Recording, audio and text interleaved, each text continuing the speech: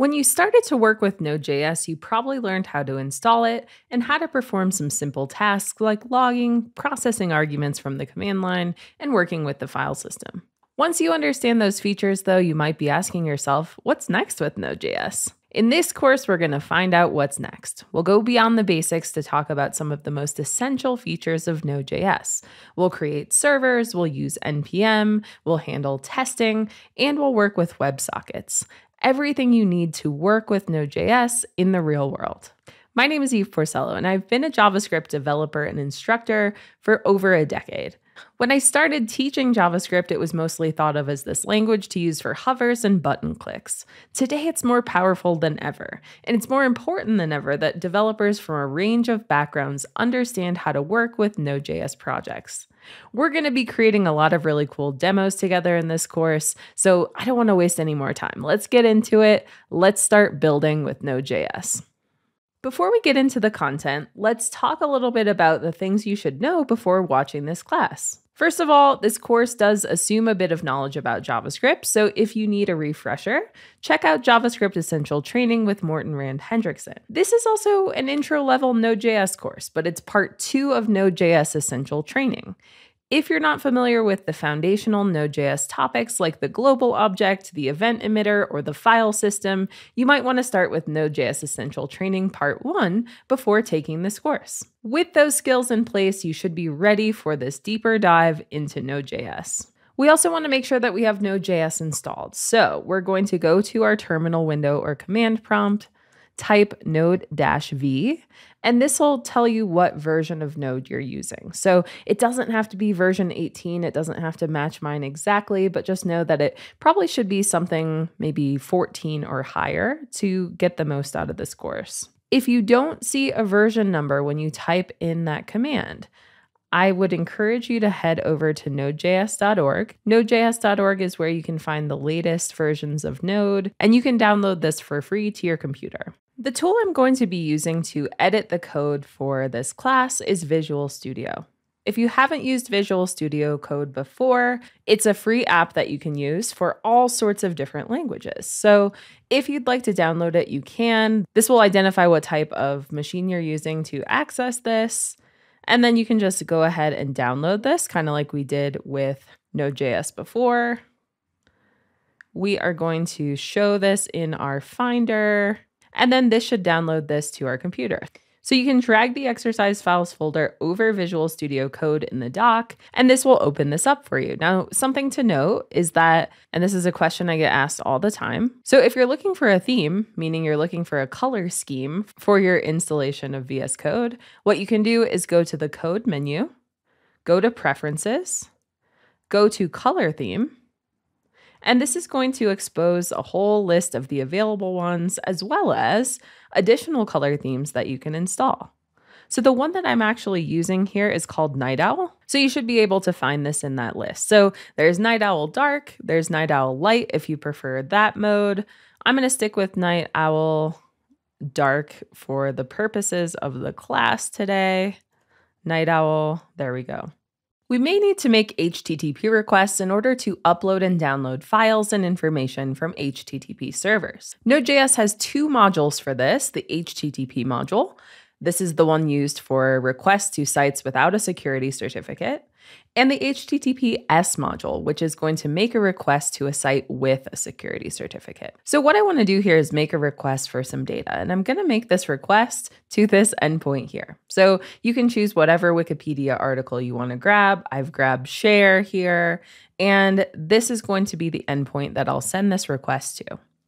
The first thing we want to do inside of our file called index.js is I'm going to require the HTTPS module and the file system module. From here, I want to define an object filled with options. And this options object is going to have a few important keys on it. The first is a host name.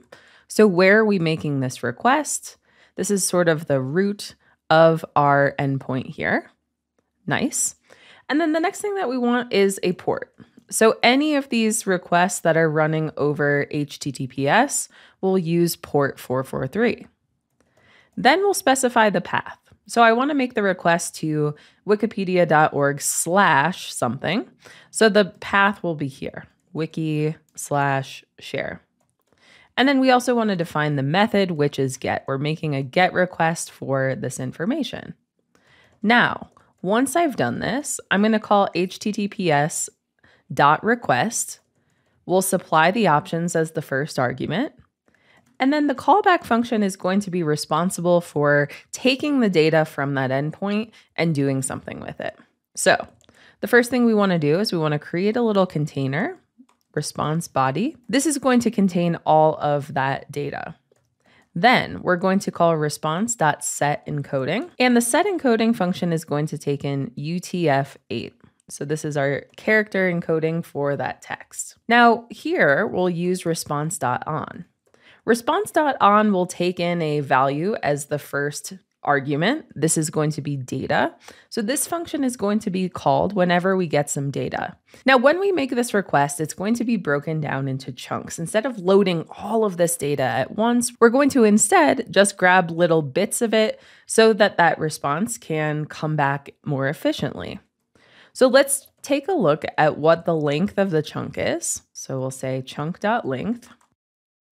Then we'll use response body plus equals chunk. We'll append that data to our empty response body string. Finally, we'll call request.end, closing up that request. Now, we want to make sure that we're navigated to the right folder. I often find that the fastest way to do that is to type CD, drag the start folder over here, and make sure you're routed to the right place. The other thing I should say is that if you hit Control backtick, Control tilde up in your upper left-hand corner of your keyboard, that's going to open and close the embedded terminal in VS Code. So that's pretty cool. Now to run our node app, we'll say node index. This is going to populate all of these chunks of information to us. And that's pretty cool. We see the length of the chunk. Notice that the last one is a little bit shorter because we have all of these little containers for data. And then at some point we've run out. Let's go ahead and do something with this now. We imported that file system module for a reason, I promise. So what we'll say here is we'll say response.on end. We want to use the file system module to write to a file. So we'll say fs.write file. We'll call the file share.html. We'll pass response body as the second argument, which is going to take that data and populate it into our HTML page. And then let's go ahead and add an error in case something goes wrong. We'll say if there's an error, we'll throw it. Otherwise, we want to just say file downloaded. Perfect. So at this point, we should be able to run this again. Let's type node index, and it says file downloaded. That's sort of exciting, but more exciting would be to see this whole share.html page. So now we have all of this HTML that we've downloaded from the internet. So we've built a little page scraper to grab some information from that endpoint. A lot of different cool things that you can do with HTTPS. In the previous video, we used the HTTPS module to make a request to Wikipedia. Now let's refactor that code a little bit and use the https.get method. And we're also going to refactor this to use a stream. Now the first thing we need to do is we need a URL, and our URL is going to be the same from before. So we'll say wikipedia.org, wiki, share. Now, once we've done that, we can delete our options object. We're also going to make some adjustments to the request function. So instead of using request, we'll use get. And we are going to pass in, instead of options, we'll say URL. Because we're saying that we want to make this get request, we don't have to define all of those other options, which is kind of nice. We will use the same callback function here, but we're going to use slightly different code inside of this. So let's go ahead and get rid of everything that's here. And we want to create a variable called download. And we're going to set this equal to fs.createWriteStream. And we'll pass in the name of the file that we want to write to. So we'll say share.html. Then we'll console log response started. And then we'll use response.pipe download. So we want to pipe that data into our file. Finally, we need to call response.on. And what we'll do here is we'll console.log a message for ourselves. We'll say response finished. Okay, perfect. So now let's try to run this again. We're going to make sure that we're navigated to the right folder. I feel like I'm not. So we'll get there. There we go. Node index said started and then finished. And then we have our HTML page over here once again. So with this code, the results are the same, but the code to make this download happen is a little cleaner and more efficient using the get method. One of the coolest things that you can do with Node.js is build web servers.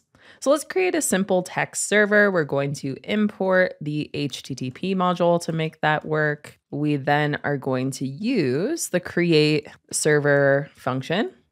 Remember, you can always destructure this too. So if you'd rather just select an individual function from the HTTP module, you would wrap it in curly braces and then get rid of the HTTP dot.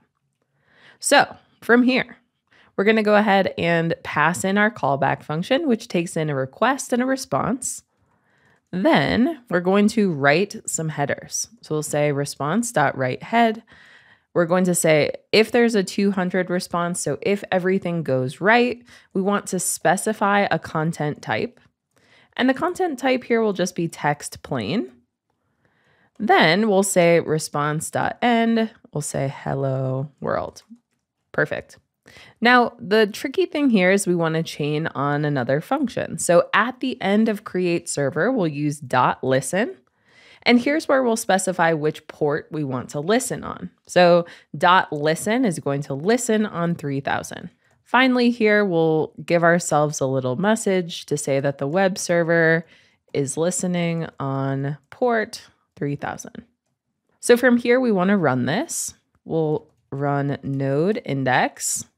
Web server is running on port 3000. All you need to do here is go to localhost 3000 and we'll serve up our text. We can also use our server to serve HTML. So to do that, we'll start by changing the content type to HTML.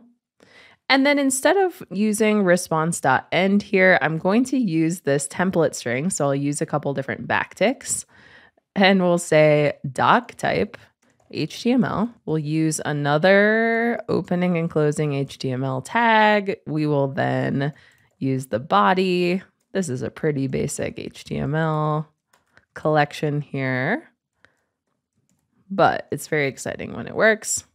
Serving HTML text. Awesome.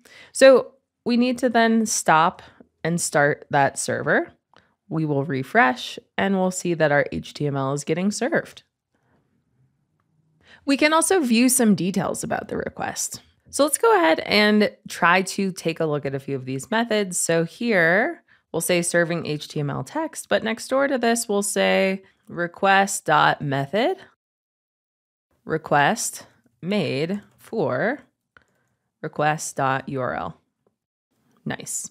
So stop your server, start your server, go back, and you'll see that this is parsing the get method and the /route from the request object. So if you want to dig into that further, you can always console log request. We'll say request details. We will start this guy up again. We'll take a look at our console and we'll see that there's all these different methods that we can make use of. So there's a ton of good information there that can help us to display the right content at the right time and get information about the request itself. Building web servers with Node.js is one of the most powerful features of the language, and we can use the request variables to determine what type of content the user is requesting. Now that we understand the basics of creating web servers, let's put those skills to work. We're going to build a little website here using these starter files. We have a home page, we have a photo, we have some styles, and we have a 404 page. So we're going to need to use our knowledge of HTTP to create a server. And we're going to serve up from the file system using the create read stream function. We're going to use create server. We're going to use the request and the response. And here we're going to use the switch statement. So given the request URL, if I go to the / route, we want to do something. Now, what we actually want to do is we want to serve up our HTML file that's in that folder. But a nice way to kind of wrap this functionality would be to create a function that takes in the response object, the status, the type of file, and the file name itself. And we're going to use all of that data to write some headers and to stream the file. So we'll say response.writeHead. We'll write the status. We will plug in a dynamic content type. Is it a CSS file? Is it a JPEG? Whatever type of file it is, we'll be able to serve it. And then we'll say create read stream with the name of the file, and we want to pipe the response. Okay, so now that I've done that, I'm going to say return send file. We'll take in the response object. The status code is 200 here. We'll specify the file type, HTML, and then we'll say ./homepage.html. So we're serving up this HTML file on the home route. Let's go ahead and see if this works. We'll call .listen, and then we'll console log web server at 3000. This is our first case, but we need others. So we want to make sure that we serve up this file correctly. So the file that we want to serve up is called Desert Mountains. And if we go to the homepage.html, this is where we want to serve this up. So I'm just going to copy and paste this from that location. We're going to paste that in. We're going to make sure we're using the right file type, and we'll call return send file response 200. This time it's image/JPEG. And then the location is ./desert mountains. This is where it is in our file system. All right, we got a couple more of these. I'm going to copy and paste this one. We're going to replace this here. We'll say styles.css. This is a text file, but it's a CSS text file. And then the name of the file is styles.css. And then finally, whenever we create a switch statement, we're going to have a default. So that is going to serve up our 404 response, 404 text HTML, and ./404.html. Awesome. So let's try this again. We're going to say node index. Our server is running. We see Mammoth Lakes, California. It's serving up our CSS, our image, and our HTML. Now, if I was to go to some other page here, /something else, it'll serve up the 404. So we've built our first actual web server that can be used to serve these files. This is pretty cool because now I can update my own site here simply by changing these files. So it's important to know that we're serving up all of these different file types individually. We're creating an HTML server, an image server, and a CSS server. And all of these are going to allow us to build this page. A quick note too, if we were to go to this route here, where we've created this image server, so image/desert mountains.jpg, we're going to find that file there. Similarly, if we go to 404.html, that's going to serve that one up too. So all of that is working in the background to serve up all of these different files. We can also use the HTTP module to create an HTTP API, or a server that's primary purpose is to serve up JSON. APIs are used to serve data to client applications. So let's go ahead and start by requiring create server. And then we'll also require our data. Now the data is here in this file called cats.json, a little bit of simple JSON data. So let's go ahead and require. cats. All right, so create server. As you might expect, we'll take in the request and the response. This function is going to write some headers for us. So if 200, then our content type will be text/JSON. We also want to call response.end, and we'll say json.stringify our data. Finally, we need to chain on a .listen with 3000. Okay, so at this point, we should be able to stop our old server. We'll make sure that we're navigated to the right place. We will run node index. This should run our server on 3000. Let's go over there and check it out. We're serving up our JSON. Now, we can also use this to set up some simple routing. So what we'll do inside of our create server function is we're going to say if request.url.toLowerCase equals /biscuit, then we'll say let biscuit equal data.filter. We're using a JavaScript function here to take a look at each one of these cats to see if the cat.name equals biscuit. Then we'll say response.end json.stringify biscuit. Perfect. So now let's go ahead and create another route for our other cat. Request URL to lowercase jungle. I wonder if my cats know how many JavaScript videos their names appear in.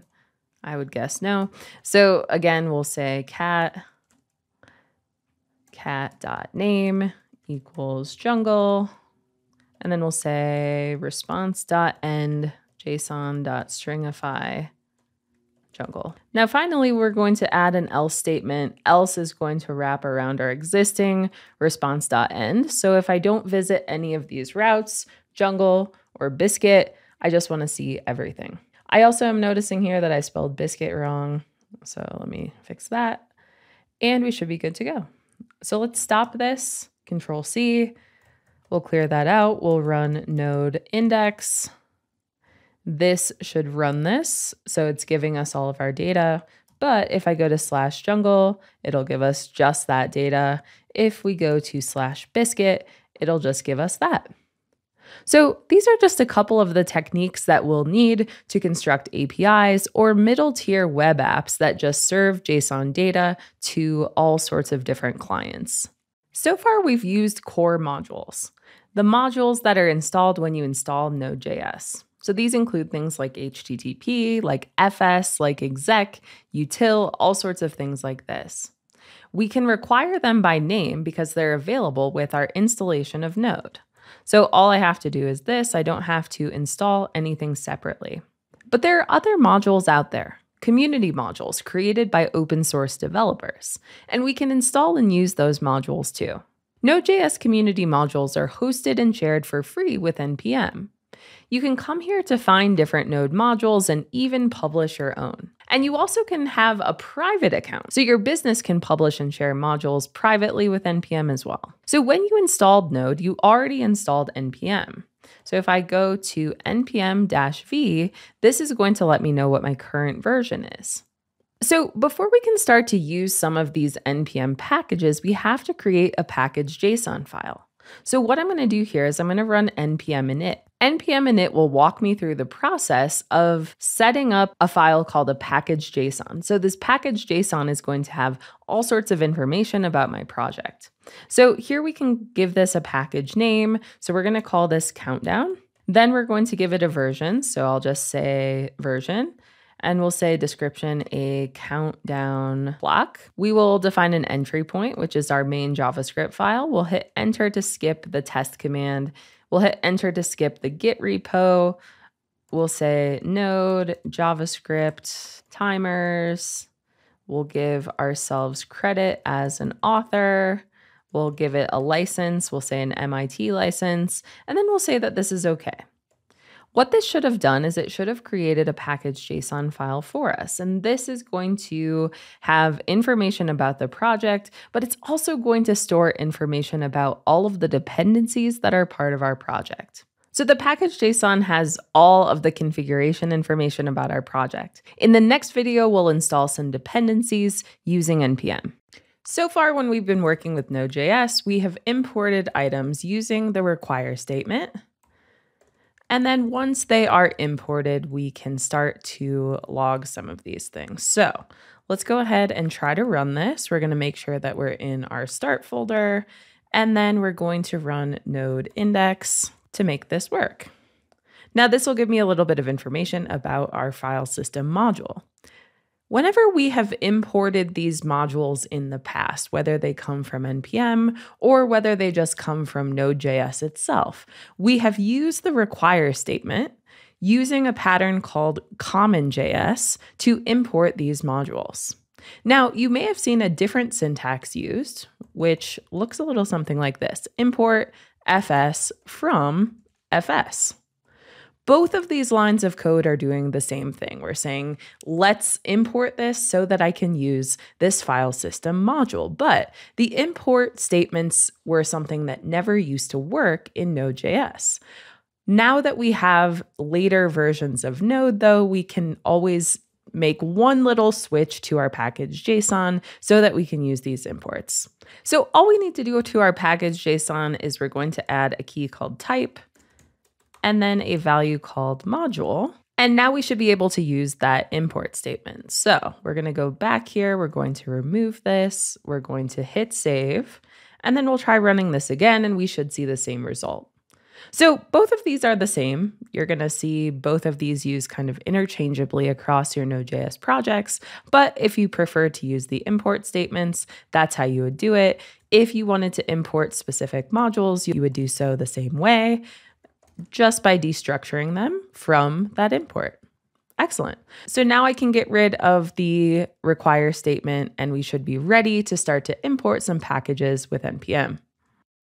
Now that we have our project set up, we're ready to start coding. I'm over here at the npm.js registry, and I'm going to search for a package that helps us use argv.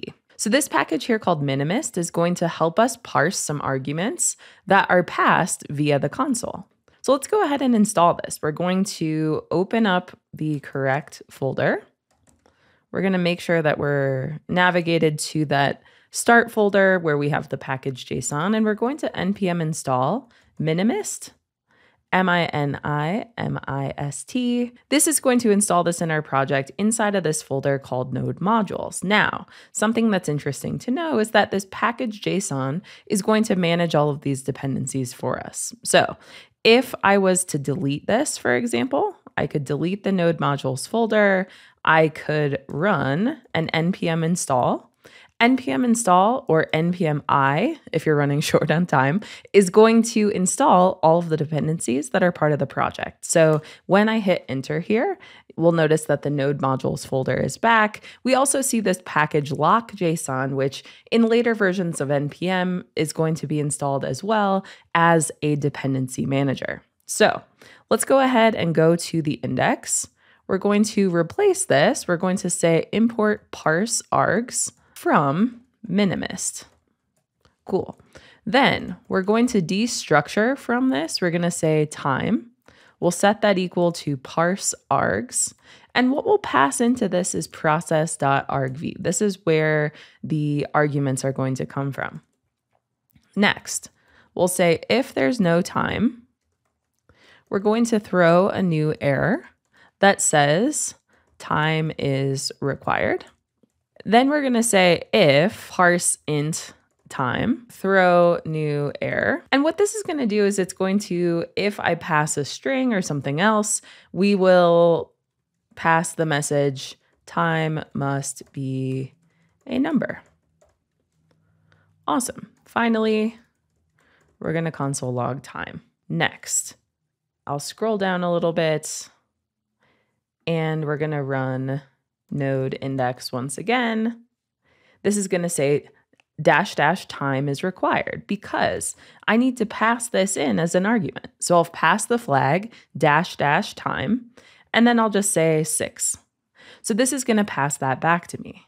Now, if I try that again and I say pancakes, a string of some sort, it's going to let me know that time must be a number. So both of our error messages are working. We've tested that. And then if I do pass a number with that time flag, like 4, we see that is returned to us. So we've used a public node package to help us parse some arguments. We didn't have to invent anything to parse the arguments ourselves. We just found and used a tool to help us. All right, let's continue to work with our little timer app. I want to make sure that we are navigated to the correct folder first. Looks like we are, and then we'll run node index. Now, if you ever see this error, cannot find package, it's just because you have to run an npm install again inside of this folder. The next thing we'll do is run it again, and we should see that this is running. Remember, we have to pass a time flag, and then we should get that value back. We'll take another look over here at the npm registry. I'm going to look for something called tiny timer. Tiny timer is a countdown timer that we can use to call a few different functions. So we have our timer.on function. Every little tick is going to console log that message. So what we're really looking to do is we'll collect this value from our users, and then we're going to pump it into these functions. The first thing we want to do is install it. Tiny timer. This is now part of our dependencies. Pretty cool. The next thing we'll do is we're going to go to index.js. We will import, typically we add these at the top. We're going to import our timer from tiny timer. So now that I've imported this, I need to create a value called timer, which is going to be set equal to an instance of a new timer. Then we'll call some of these events, timer.on. So every time we tick, we're going to go ahead and return. We'll say console log tick. Then we'll say timer.on. Another one of these events is done.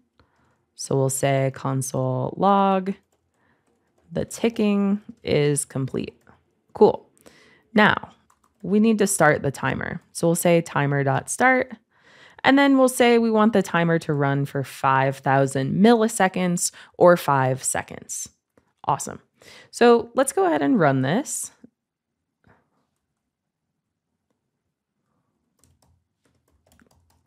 And we'll see that this ticks for 5 times, and then we'll say that the ticking is complete. Now, more cool than this would be to grab our time value from the user. We could say time times 1,000. So now we'll try it again. We'll pass in 6 here. So we're collecting that info from the terminal, and then we're calling those different functions. Remember, this project is depending on these 2 dependencies from npm. So there's a whole host of different things that you can include from that npm registry so that you don't have to write everything from scratch. So far, we've created a little countdown module that's dependent on a few other Node.js packages in order to make this work. So if you ever see a folder that doesn't have the dependencies installed, all you need to do, of course, is run npm install, and you'll get that node modules folder. The other thing that's really nice about this package JSON file is something we haven't talked about yet. We have this scripts key here. And the script key has a test command with no test specified. So we actually want to replace test. We're going to replace this with start. And then here, we'll get rid of this command and we'll say node index. Now, what we'll see if we run npm start is there's an error, and that's because I'm not passing along those arguments with that start script. So I could say time 5, try that again, and we should be able to see our module is now running. So you can create as many of these as you'd like to. We can add different scripts for all sorts of different commands. So if we change the name of this to say main, and I tried to run npm main, then I'm going to see an error. But if I try npm run main, then this will run that command. So npm start, you can get away with not typing run, but other types of commands you would have to write npm run main. Excellent. So I'm going to swap this back to start. One other quick NPM command I wanted to tell you about. Say we try to install human timer. This is another NPM package. And then later on, we decide actually, if we're only using tiny timer, we don't need it. What we can do is we can get rid of this from the dependencies. It's still inside of this dependencies folder. If we run npm ls, we're going to see that this is here. It's saying that this is extraneous. It's not being used in our program. So what we can do now is we can run npm prune, and this is going to help make sure that our node modules matches the package JSON by removing any missing modules. So a lot of power can be found in this simple package JSON file, and we'll continue to use this as our course continues.